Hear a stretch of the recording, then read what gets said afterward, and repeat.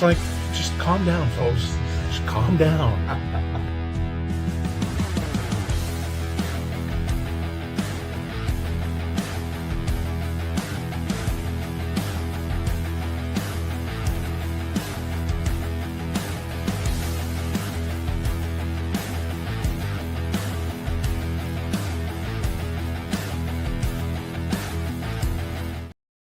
And welcome in to the Best Boys Center Ice podcast. I'm Barry Besse. Along with me on my right side, is Carson Besse. We're both hockey fans. Carson is a huge fan of the Pittsburgh Penguins, and I've been a pretty much lifetime fan of the Edmonton Oilers, going back to the days when, in the early 70s, when they were in the WHA. We both love this game so much that a couple of years ago we decided, let's do a podcast about it. And we've been going for a couple of years straight. We do a lot of stuff during the regular season. Playoffs, we're on just about every night talking about the games. We not only talk about the Oilers and the Penguins, but we talk about what's going on in and around the NHL as well. And we'd love to hear from you. We're live on Facebook. We're also live on our YouTube channel, which is the Best Boys Center Ice podcast on YouTube. We'd love to hear your comments. We'd love to hear what you think about what we say. And more importantly, maybe it's a team that you would like us to start talking about. I know we have fans of the Avalanche. I know we have fans of the Capitals. And I know we have fans of the Rangers, who we're going to get into in just a minute. But we want to hear from you. And so you can message us during the game. I'm going to get the Facebook going here, and just let us know. There we go. Just let us know what you think about our 50 games, about 50 games into the season. Yep. And we'd love to hear from you live or post afterwards. We're going to post both of these videos after they go. All right. So, Carson, I'm just sharing it right now. A little bit earlier about what we wanted to talk about besides the week that was for the Oilers and the Penguins. And the biggest thing that we want to talk about, and off with the NHL, is talking about the ship that is sinking in New York City. The New York Rangers have free fallen big time. They're in 8th place in the Metro, if I'm not mistaken. Yeah, they're last in the conference. They lost in Ottawa last night, 8-4. And then last week, they had a humiliating 10-2 loss to Boston on Saturday. Boston, 5-game losing streak. Now, I read an article today where there's major issues on and off the ice. Oh, for sure. So it's not just what's broken on the ice, but what's going on off the ice.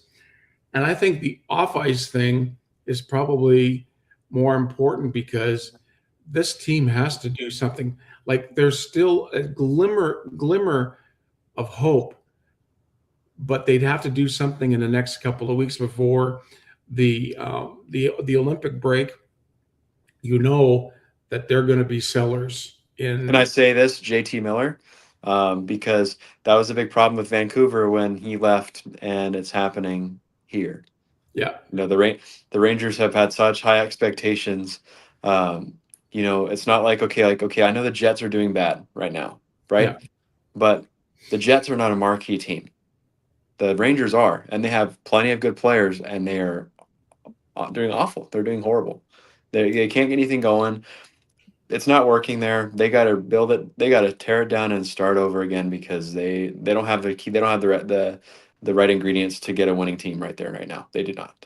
No. So like 2 years ago, was it 2 years ago? They were the President's Cup, President's Trophy winners.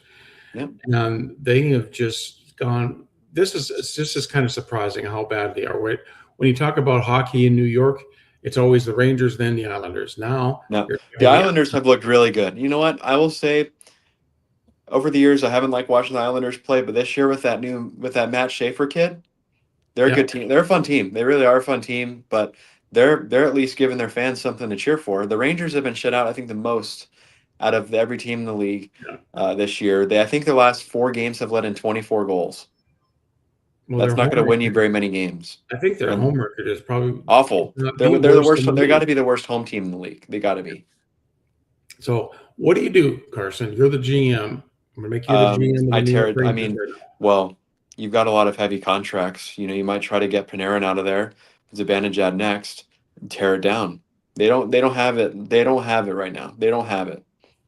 So Yeah. they got to start up from scratch and, you know, hope that it's Should enough. they just go completely retool with the young guys in their system? Yes, keep retool it, but keep the young guys in there that can develop it. But they don't have a choice. I mean, this team is not competitive. Yeah. So You know, and it I doesn't think matter. I know Shesterkin's out, but that doesn't make a difference. He was playing during much of this streak where they've just been not good the entire year. I agree with Carson. I think you just bear strip everything. You start over. You're going to have a couple of lean years, a couple of bad years, but you got to eventually get back to where they were. And it's not going to be with this group. It's Nope. definitely not going to be with this group. They got a lot of pick up- work to do. I mean, that's the tough. Honestly, out of the two, the East Conference is going to be the one that's really the tight race because Yeah. there's so many teams that can make it. It's going to come down to the last night, especially in that conference. Yeah. So I think the Rangers yeah, you look at the Jets and the Jets are free falling, but I think you're right. New York's more of a major player. I think they can still get some decent veteran guys in there, but they got to start with their young talent if they want to make it. Okay, sorry. Yeah, I agree, but I mean, it's for me, it's disappointing. I mean, it's crazy to see it, but I mean, they're a division rival, so I mean, it's just they're in a crappy position, really. They really are. Yeah, they are. All right, so we'll move on. The Rangers.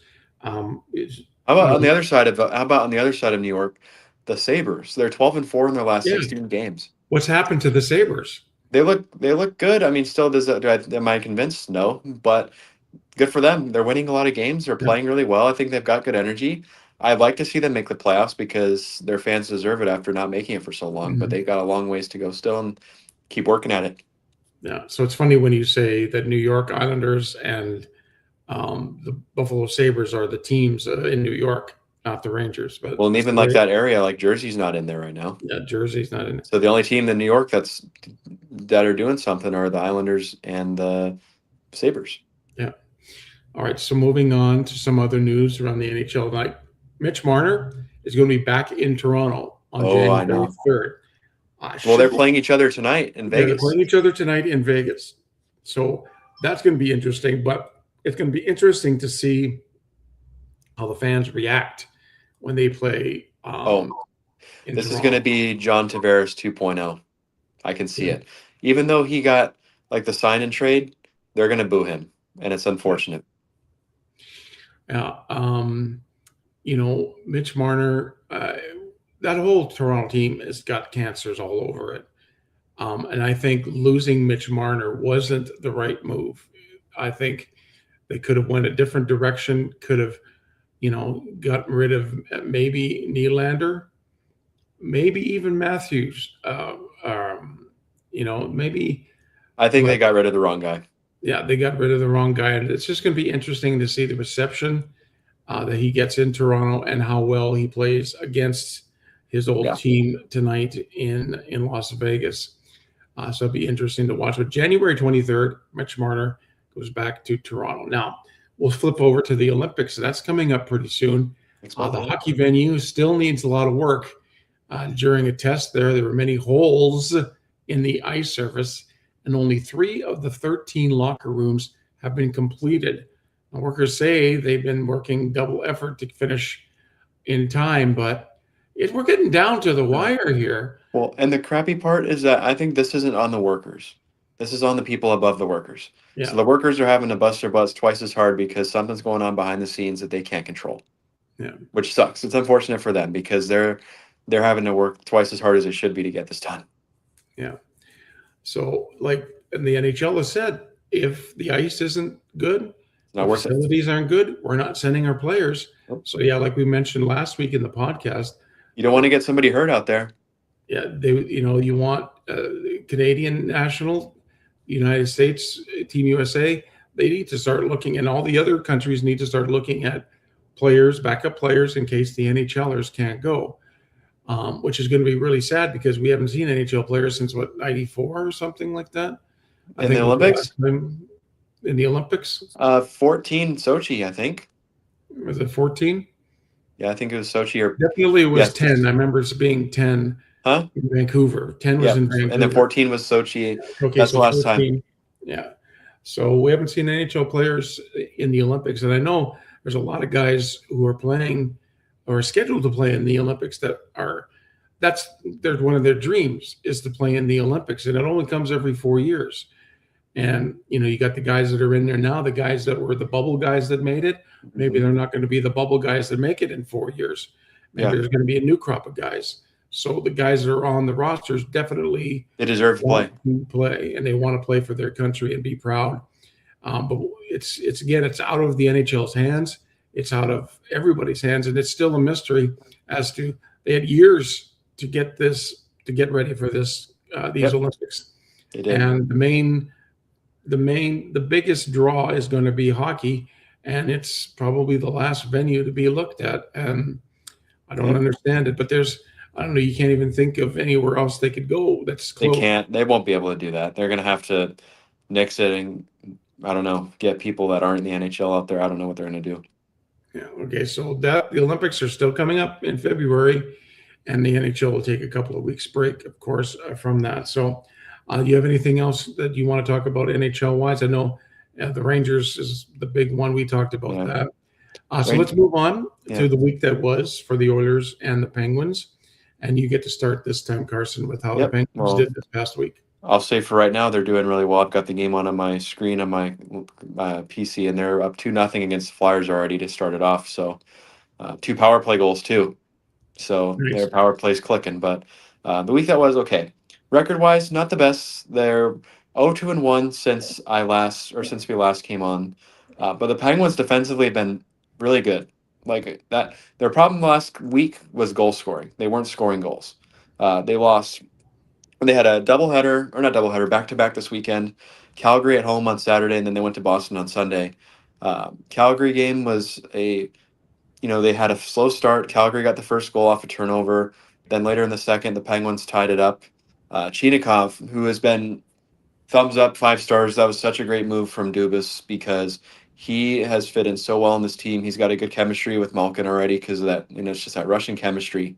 And he tied the game up at 1, but then later in the third, Matt Coronado, at the beginning of the third period, tied it or took the lead for Calgary. And there was a questionable call in that game. They called goaltender interference on Sid in that game that took away a goal, but he was pushed in by Calgary defenseman. But the Penguins didn't challenge it. I don't think they really saw.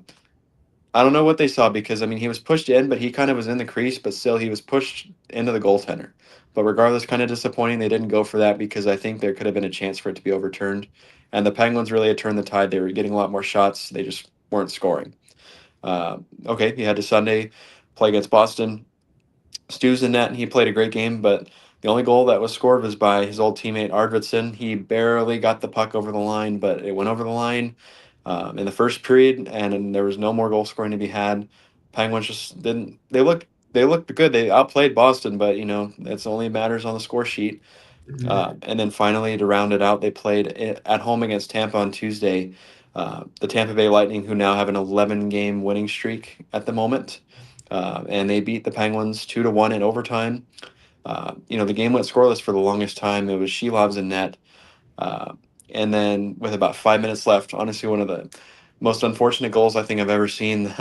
Shelov's got a stop on a 2-on-1, and he didn't know where the puck was, and the whistle didn't go. And it should have, honestly, for the perspective, because if he thought he had it, but then the puck dropped like a few seconds later, and he was looking in the wrong space for it, and the Tampa forward that was just pinching up behind just poked the puck and it went in, and it was a good goal, right? Unfortunate because it felt like that they had waited so long to blow the whistle. But then Gino later on, like I texted you, tied it on the 6-on-5 on a one of the sweet post and in shots. So you heard the ping.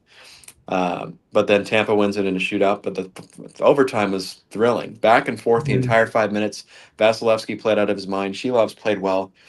So regardless, I think this feels a lot different than the 7-game losing streak they had pretty recently. They're playing really good defensive hockey. It's just a scoring touch. Obviously, the big news I texted you about is EK65's out for a minimum of Yeah. 2 weeks. He'll be evaluated in 2 weeks, which is unfortunate because besides Sid, he's probably been the best player on the team. And you're losing your power play quarterback, one of the most Mhm. dynamic offensive defensemen in the game. But now it's up to the next man up mentality. It's up to Letang to be number one again, and the others just to play their game. And the Penguins got to keep doing what they're doing. I have faith in this team. I watch them play every night, and they have a good forward depth. I think they can. I think they can make it to the playoffs. They're right out of it. If they win this game right now against the Flyers, they're in the third spot in the Metro. Yeah. That's all No, it takes. I have no doubt the Penguins are going to Yeah. be a Well, playoff team this year. and Whether they, they're wild card, third yeah. place Metro, second place Well, Metro, they're going to be in there. and the difference maker this year is their divisional play has been so much better. I think Yeah. they're 7-2-1 in divisional play right now. And when Coming it into comes this right thing. down to it, you've got to win in your division, or else you're not Yeah, going to go. you play almost, it feels like a 30-year games against the division. So they I'm really proud of them. They gotta keep it locked down. And they have 2 games at home the rest of the week. They play right now against the Flyers. They're up 2-0. Stu's in net, and that's another thing too. Stu's, but I think been 1 goal against on average in his last 4 games. So Yeah. he's found his game. But then they play at home against Columbus on Friday, and then they start a Western Roadie in Seattle on Monday, which I'll be at that game. Kind of excited to see a game at Climate Pledge Arena What this Sunday? Monday, On Martin Monday. Luther King Day. Okay. And then I believe, I don't know the order of it, but then they head on the Western Alberta trip. I think they go. I don't know if they go to Vancouver first and then Edmonton, Calgary, but they go those three games are right after Calgary, Edmonton, Vancouver. I don't remember the Mhm. order in, but they're there. Yeah. So that's going to be a tough stretch of games, but this is I have confidence in this team the way they're playing. They just got to play their game. Let their special teams make the difference because right now that's what's keeping the Penguins where they are. Is their special teams are phenomenal. So also I'm really still happy with the season. I'd still give them a B plus to an A minus on the season because they've made all the games have been really good. They're playing well. They're winning a lot. It's exciting as a fan to see this, and hopefully they can just make the playoffs. And I think they can, maybe surprise some people if they do. Yeah. I want to say hello to Andrew, who's watching from Saskatchewan. Oh, ready? Y'all play And tonight, don't you, against Islanders? yep. And my cousin Tim from Kalmar, Alberta, Thanks for is joining, y'all. watching us. So thank you, everybody. Our family really do a lot. They supporting us through this, and we've got different fans. We got Oilers fans all over the place, but most of my side of the family are Oilers fans. But I thought y'all were Flames fans. no, never. I think anybody in my relatives are Flames. I do have a relative who is a Flames fan, my cousin Gary. So we won't hold that against If them. they're from Calgary, it doesn't count. It doesn't count against them. So thanks, Andrew and Tim, for joining us. If you have any comments, do so. I'm going to move on for the Oilers. Right now, they sit at 23-16-8, second in the Pacific. Since we did the show last, the Oilers are 1-0-2. Not great, But not points in all the games. Points in all the games that they played. They lost in a shootout to LA last Saturday. That was a really good game. It was kind of slow at first, but picked up towards the end. Overtime was great. A lot of good chances back and forth. And then the shootout, the Oilers did not get a goal in the shootout, so they lost that one. But then they beat Chicago Monday, very impressive game, 4-1. And then Tuesday night, their last game, they lost to Nashville 4-3 in overtime. Another great game, and another overtime was That just OT goal. That OT goal is crazy. Yeah, it was just nuts. But so they got points in their last few games. Connor McDavid on a 20-game point scoring streak, longest of his career. 19 goals, 27 assists, 46 points in the streak. God, That's not too bad at all. Nah, it could be better. You could. Yeah, what's he do? He should have had 20 goals. Now, this line that they have, I love. Draisaitl, Podkolzin, and Kapanen. They've got a spark. Since Kapanen's come back off the injured list, that line has been rolling. One of the games they had 7 points on that line. And I just love the way that Cappy plays. He plays really well. I love He really the way does. three of them play together. And Cappy was out for most of the season, and he comes back, and it's just like nothing happened. So Yeah. I love that line, and that's why I think that I know Knobloch goes to the big line every once in a while, but he doesn't go to it as much. No, I think that's the best thing for the team. Yeah, I really do, because, okay, I get the strategy behind it, but that gives those guys like Cappy and them confidence. Yeah. That he knows that they know their coach believes, hey, this guy's got it. Yeah. I've seen Cappy play. He was in Pitt for a while, and he had his moments where he wasn't the best, but I think he matured as a player, and when he was at his best, he was unbelievable. Like, really fast, really smart with the puck, shifty. He's a guy that can play anywhere in the lineup, and I think he's best fit with a guy like Draisaitl, who's so smart offensively, that can give him it. And Draisaitl, to me, is like the way he passes is right up there with Sid Crosby as far as his passing is concerned, especially the backhand. It's just like I don't even know how he sees some of these guys, but it's all about the chemistry between the three on the ice, the three forwards. So Tristan Jarry is back in the ice. He played at the Oilers 4-3 loss to Nashville. Now, he made a couple of beautiful saves. He had a couple of moments where you could tell it's his first game back in a while. So I'm gonna give him a couple of more games. He got the point. He got a point. Yeah. Is he playing tonight? Do you know? I haven't seen the lineup. I imagine he will if y'all had last night off, but yeah. I think Pickard right now is the backup, but I think they're carrying Ingram for a while. They can do so for a little bit until salary cap stuff comes around, but so I think they're going to go they're going to carry three goalies until they have to get rid of him back. It'll be, I guess, the backup position is going to be between Pickard and Ingram, so there may be a little bit of a battle there. Jake Wallman is back off the injured list. He's going to solidify the defense once he gets a few more games back under his belt and gets his stamina back. It's good to see him because he's a good defender. He's a good offensive guy too. And so it's nice to see finally the Oilers are playing with everybody, like their full lineup. So it's really good to see.